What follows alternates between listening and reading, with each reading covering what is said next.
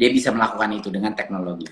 Satu lagi contoh, guru dan kepala sekolah yang sering sekali terbeban dengan berbagai macam aturan administratif yang harus mereka lakukan gitu untuk membuktikan mereka kerja dan lain-lain, itu semuanya bisa diotomasi dengan aplikasi, ya kan? Pelaporan keuangan. Kalau mereka semua belanja sekolahnya online, berarti juga mereka secara otomatis reporting keuangan dan transparansi meningkat, ya kan? Ada berbagai macam tool-tool di mana aplikasi-aplikasi digital ini bisa menurunkan beban administratif biar mereka bisa fokusnya ke anak, ya, daripada fokus ke laporan. Bisa kedua, bisa benar-benar mensegmentasi dan mempersonalisasi pendidikan untuk setiap anak di dalam kelasnya dia, ya kan? Dan yang ketiga adalah mungkin yang terpenting, akses untuk pembelajaran bagi guru. Akses pembelajaran. Dia bisa mengakses guru-guru terhebat dari manapun, dia bisa belajar cara dia mengeluarkan suatu konsep, dia bisa dapat materi. Jadi kemerdekaan materi dan kurikulum itu yang luar biasa pentingnya, Jerome. Jadinya bukan spesifik kurikulumnya itu seperti apa, yang lebih penting adalah menu daripada kurikulum itu terbuka lebar bagi guru-guru. Tidak dibatas-batasi aja dengan ini textbooknya ini aja, bukunya ini aja, dan lain-lain. Sedangkan menu di dunia ini jauh lebih besar. Jadi kita mau ekspansi konsep kurikulum, bukan jadi set menu, bukan jadi omakase, ya, bukan jadi omakase, tapi jadi menu pilihan a la carte. Guru-guru bisa pilih a la carte gitu. Kalau di Jepang sendiri ya Mas, mungkin karena teknologinya ya Mas. Jadi teman-teman saya semua, mereka milih online. Jadi tahun keempat ini, saya semester berikutnya itu kan sekitar 30% online, 70% offline. Mereka, aduh kenapa nggak online aja gitu. Atau saya pribadi juga kenapa nggak online aja gitu. Karena memang jauh lebih simple dan lebih asik online gitu untuk proses belajarnya. Mungkin jadi salah satu penerapan teknologi sih. Jerome lebih suka online? Saya lebih suka daripada offline. Oh ya? Ya. Kenapa?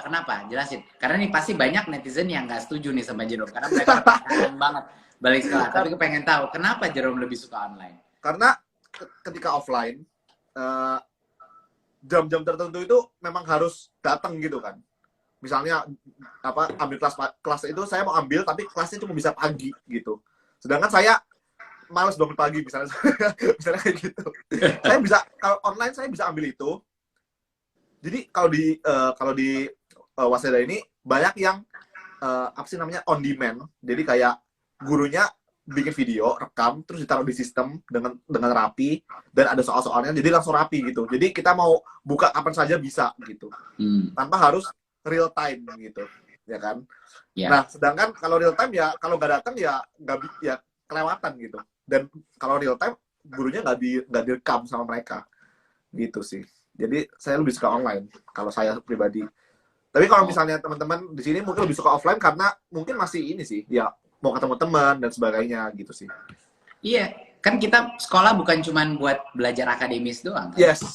Kita kan sekolah juga untuk pertemanan, ya kan? Kita juga belajar dari teman-teman kita bagaimana cara jadi manusia kan. Bener banget. Ya kan, apalagi kalau udah kampus. Tapi memang di universitas agak beda sih, Jerome. Di universitas tuh udah lebih, karena sudah lebih dewasa anak-anaknya, menurut saya potensi buat online atau hybrid learning itu lebih tinggi menurut saya. Tapi gini, Jerome, coba saya challenge dikit ya. Menurut saya seharusnya, dan saya waktu itu bilang ini di beberapa pidato di kampus, nggak ada gunanya kita sekolah offline, ya misalnya mahasiswa itu sekolah offline, kalau dia datang ke situ cuman buat duduk dengerin profesornya melakukan suatu kuliah. Oke. Ya kan? Habis itu pulang. Itu kan nggak ada gunanya. Kuliah itu bisa direkam, ya kan? Ditaruh di video format, ya. Lalu dikonsumsi kapanpun, ya kan? Itu kan Pak poinnya Jerome gitu. Tetapi apa yang lebih sulit dilakukan online? Apa yang lebih sulit dilakukan yang nggak bisa diganti offline-nya? Menurut saya perannya offline dan kenapa anak-anak itu harus mahasiswa itu masih harus ke kampus adalah untuk mengerjakan grup projects-nya mereka, gitu loh. Sementara gurunya mendatangi mereka dan berdiskusi dengan mereka. Jadi untuk diskusi dan di mana perlu kolaborasi, misalnya kalau bidangnya engineering misalnya atau apa, itu memang butuh interaksi fisik gitu. Dan yang kedua adalah untuk diskusi-diskusi, mungkin diskusi pun bisa di Zoom ya, tapi tetap aja kalau misalnya kita mau berdebat dengan orang face to face itu agak beda ya kualitasnya ya. Jadi itu yang saya bilang tuh, kampus-kampus tuh jangan datang buat kuliah, itu kuliah direkam aja semua. Habis itu balik pas masuk ke kelas, waktunya debat, waktunya ngerjain project sama-sama, difasilitasi dan dibantu oleh dosennya. Nah, gitu. Itu menurut saya itu yang namanya semacam flip classroom loh, terminologinya gitu. Saya setuju banget Mas. Karena saya juga mikir sekolah, makanya ketika sekolah untuk belajar doang, ketika untuk dapetin ilmu doang, ya online jauh lebih enak gitu. Nah, kenapa saya milih online? Karena di Jepang ini, jujur itu cuma satu arah. Jadi gurunya jarang kasih project, Mas. Bener-bener cuma ngajarin. Jadi guru masuk, ngajar satu arah, keluar. Di kelas itu nggak ada interaksi sama sekali, Mas, di Jepang ini. Dan saya kan kaget, kenapa teman-teman saya bisa fokus gitu, dengerin guru ngomong 2 jam. Ya mereka nyatet terus gitu. Katanya mereka sejak SD ya kayak gitu, sejak SMP atau SMA gitu, kayak gitu kelasnya. Jadi guru masuk, ngajarin satu arah, keluar, udah gitu. Jadi mereka jarang yang namanya presentasi, nggak ada Mas di Jepang, Mas. Teman-teman saya baru punya laptop itu waktu masuk kuliah. Itu saya juga kagetnya di situ gitu. Kayak mereka kaget ketika saya bilang di Indonesia itu ada presentasi waktu SMP SMA. Kita dari SMP udah pegang laptop ya, sudah bikin presentasi, terus presentasi di depan kelas. Mereka nggak ada seperti itu, sama sekali nggak ada. Jadi benar-benar satu arah doang gitu. Nah, saya pun di kampus karena saya merasa cuma seperti itu doang di kampus saya. Jadi saya merasa online lebih bagus. Tapi kalau misalnya di Indonesia kan saya teman-teman saya lebih milih offline karena bisa organisasi dan sebagainya. Nah, itu yang saya nggak rasakan di Jepang ini. Gitu. Saya di Jepang ini benar-benar, makanya saya bikin YouTube. Salah satunya adalah untuk mencari kegiatan di luar kampus. Gitu, Mas. Gitu sih, kira-kira. Oke. Mungkin harus Waseda mungkin harus lebih merdeka lagi ya. Tapi gimana? Jadi dari sisi aktivitas sehari-hari, tapi ada nggak project based learning sekarang di programnya di Waseda? Ada nggak yang harus submit grup? Apa semuanya applied math itu cuman problem set aja yang harus diselesaikan? Jadi kalau tahun keempat ini bakal masuk lab. Jadi mungkin itu akan grup project. Tapi selama 3 tahun ini saya kuliah, dari tahun pertama sampai tahun ketiga itu bener-bener problem set aja sih, kerjaan soal, dan gak ada bikin project sesuatu yang grup gitu, gak ada, Mas.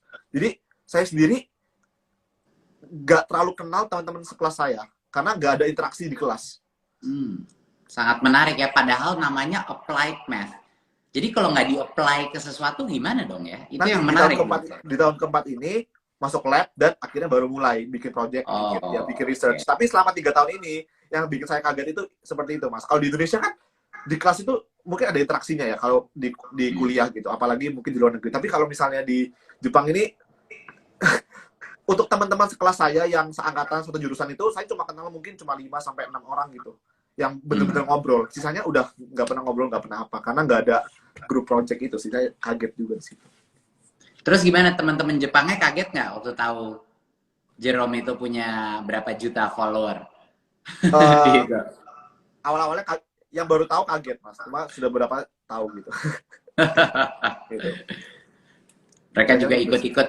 Mereka juga saya lihat ikut-ikut dalam video-video YouTube-nya juga ya, berapa ya? Iya, itu teman-teman saya, Mas. Mau tahu dong, Jerome, seberapa penting sih punya pertemanan dari berbagai macam negara pada saat kuliah? Oke. Jadi kalau saya jawab itu, kenapa keuntungan kalau di luar negeri dan punya koneksi di luar negara, untuk saat ini, untuk ketika kita masih kuliah atau masih sekolah, adalah simpelnya itu kalau kita mau ke negara mereka, kita punya kenalan.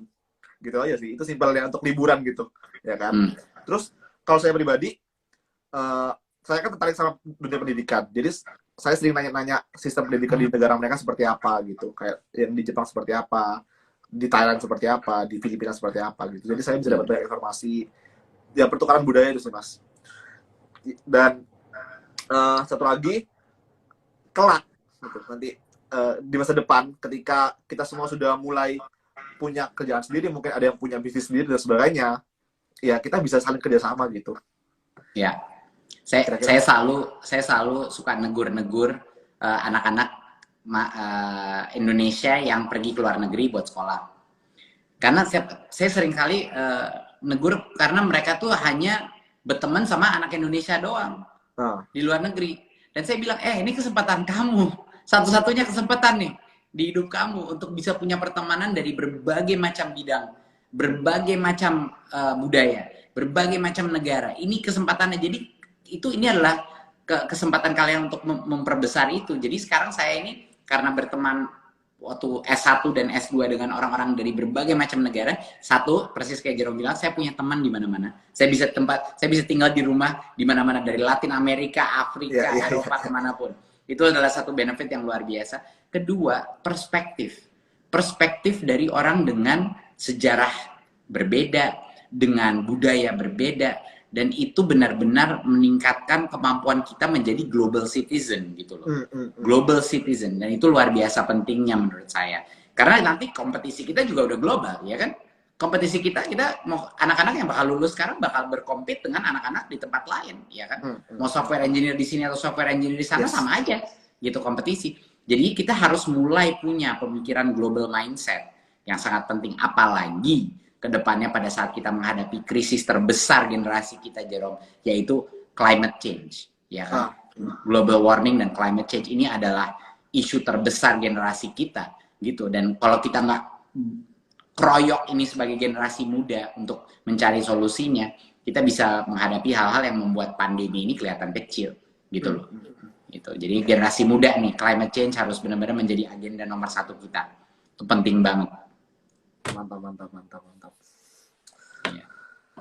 Oke. Kira-kira gitu obrolannya. Masih ada lagi ya? Guys, ada mau nanya atau gimana? Jadi sebenarnya gini, aku sama Mas Menteri udah bersepakat mau main mini games. Mini games buat refreshing ya, Jadi kan saya ini kan generasi tahun 90-an ya, Mas. 90-an akhir lah. Nah, Mas Menteri ini generasi 80-an ya? Iya, lahirnya 80-an ya. Jadi aku udah siapin ini kayak istilah khas Gen Z. Jadi bahasa-bahasa zaman now gitu. Bahasa-bahasa zaman now. Dan Mas Menteri tadi sudah nyiapin kata-kata yang versi generasi milenial kan ya? Iya, ada. Oke, kita mulai ya. Kita giliran atau gimana nih? Boleh giliran. Oke. Boleh dari Mas Menteri dulu. Nanti Jerome dulu gimana gitu. Oh, saya dulu. Oke. Iya, Jerome dulu. Apa ya? Ini Mas. Gaje. Gaje. Gitu. Gaje. Wah, nggak tahu deh. GJ. Singkatan ya? Singkatan. Nggak tahu. Nggak tahu. G. Jadi G-nya itu enggak, J-nya jelas, enggak jelas. Oh, jadi GJ lu, nggak jelas lu gitu. Sorry banget. Kurang gaul. Oke. Sekarang giliran Mas Menteri ya. Oke. Mas, saya izin minum boleh, Mas? Silakan. Oh, iya. Saya dari tadi nggak izin minum, langsung aja. Oh, makasih. Bucin kan zaman saya. Iya, bucin. sama aja. Kalau maksudnya zaman saya aja. Gitu. Iya. Oke, jadi terlalu gampang ya. Oke. Terlalu gampang. Oke. Boil. Apa? Boil. Boil, mendidih. Bukan. Boil? Ya. Boil tuh mobil. Boil mobil? Iya, mobil. Zaman dulu. Jadi, zaman dulu nyebut mobil tuh boil gitu? Yoi, iya. Ini nama-nama yang emang agak aneh-aneh dulu. Boil. Sekarang. Oke, gantian. Oke, Mas Menteri. Bucin. Tadi tahu nggak bucin artinya apa? Tahu. Kalau itu udah diupdate sama tim saya. Waktu saya pertama kali masuk, kalau nggak salah kan ada lagu kalau nggak salah yang sama gitu. Budak Cinta. Budak Cinta. Itu bukannya lagu artis dulu ya? Namanya siapa? Lagu tenar namanya Budak Cinta, lupa. Oke, oke. Oke, sekarang giliran saya ya. Ya. Ini gampang sih, tapi oke ya. Doku. Doku. Wah, masa nggak tahu? Doku apa? Doku bahasa Jepangnya Hah? racun, Mas. Serius? Doku, racun. Bukan. Doku apa ada? Dokumentasi, dokumen. Bukan. Dokumentasi. Duit. Doku itu duit. Hah? Doku duit? Iya. Iya, doku itu duit. Wah, teman-temanku pasti nggak ada tahu nih doku duit. Kan? Apalagi di doku tuh. Tahu lah, orang tahu lah. Doku itu duit. Doku cash. Oke. Mas, ini ada komen, Mas. Yang menang dapat GoPay. Yang menang dapat GoPay. Oke. Oh, doku duit. Oke. Doku duit. Saya, Mas, apa ya? Ya. Mager. Aduh, mager. Itu gampang. Kegampangan itu sih, malas gerak. Males gerak. Oh, ya. Iya. Update juga ya, Mas. Tahu kenapa gampang? Waktu saya di Gojek, itu kan GoFood itu udah jadi standarnya itu, mager. Iya kan, mager jadi GoFood aja ya. Itu. Oke, terakhir ya. Terakhir dari saya. Oke. Bokin. Bocah kintlong. Oh, botak kintlong. Mungkin ya. Tapi artinya apa dulu? Mungkin nggak tahu apa artinya. Tapi artinya apa dulu? Bokin. Mungkin bener tuh. Botak kintlong sih. Tapi artinya apa? Artinya digunainnya buat apa? Ah, lu bokin. Ah, nggak tahu, Mas. Pacar. Bokin, pacar. Iya. Tapi harus gue cek tuh tadi yang bocah kinclong apa enggak, bener apa enggak. Tapi make sense sih kalau namanya. Tapi biasanya digunain sebagai pacar, nih pacar. Gitu. Pacar, bokin gua gitu, bokin aku. Iya. Very good. Ya udah, kita masih ada generational gap sedikit lah. Tapi iya, masih ada generational. Milenial. Mas Menteri, saya mau satu lagi, Mas. Saya mau tes satu lagi, Mas. Oke, siap. Tolong jawab dengan cepat ya, Mas. Iya. 1 tambah 1 dikali 0. 0. 1 tambah 1 kali 0. Harusnya 1 ya. Aduh. 1 ya. Jadi 1 sama 0-nya duluan. Jadi 1 tambah 0 jadi 1. Sorry. 1 kali 0 duluan tambah 1. Ya. Iya. Yang kali dulu. Iya. Ciki banget sih. Oke. Kayaknya udah selesai, udah 1 jam juga. Terakhir, Mas, mungkin ada pesan-pesan buat yang para menonton, Mas? Enggak, terima kasih Jerome, makasih banget udah ngundang saya buat IG live. Loh, saya yang makasih, Mas. Saya yang makasih. Iya, no, it's awesome. Makasih dan jangan untuk Jerome jangan pernah berhenti mencapai cita-citanya untuk menjadi Menteri Pendidikan Kebudayaan. Kalau tiba-tiba ganti cita-citanya juga nggak apa-apa loh Jerome, tapi kalau masih mau jadi Menteri Pendidikan dan Kebudayaan, kapanpun saya bisa kasih sharing pengalaman gimana. Jadi kalau perlu mentoring atau apa, saya siap di sini. Dan bagi teman-teman yang lain, terima kasih udah dengerin perbincangan kita. Dan ya udah, kita bakal keluar dari pandemi ini menjadi generasi yang lebih kuat. Jadi ya tolong optimisme itu dijaga dan jangan pernah berhenti berjuang dan melakukan pergerakan tanpa disuruh pun. Itu, jangan pernah berhenti belajar, teman-teman. Itu yang paling penting. Cari dari manapun pembelajaran itu. Itu kuncinya kesuksesan sepanjang hidup adalah untuk menjadi pembelajar sepanjang hidup. Terima kasih. Satu lagi. Jadi kayak kan Mas pernah bilang kalau generasi pandemi ini kan generasi terkuat gitu ya. Iya. Nah, kira-kira 10 sampai 20 tahun ke depan itu akan jadi seperti apa generasi ini gitu, Mas? Menurut Mas Menteri? Menurut saya ini akan menjadi generasi yang udah tahan banting.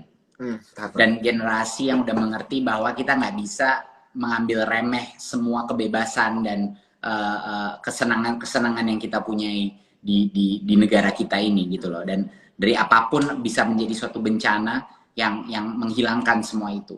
Jadinya kita lebih apresiatif, jadi generasi yang lebih bersyukur, jadi generasi yang lebih spiritual dan lebih dengan daya kemampuan integritas yang lebih tinggi gitu. Jiwa sosialnya tuh benar-benar terbentuk. Itu menurut saya generasi kita.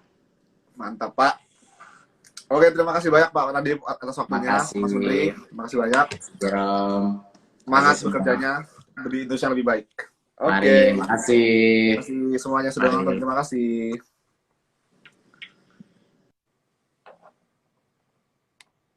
Wah, wah, wah. Oke guys, terima kasih buat yang sudah nonton. Semoga dari obrolan kali ini bisa mendapatkan banyak manfaat. Aku minum dulu bentar. Tadi tegang guys ya. Sama satu lagi, pesan maju terus pendidikan Indonesia. Mantap jiwa. Bye bye, thank you semuanya sudah nonton.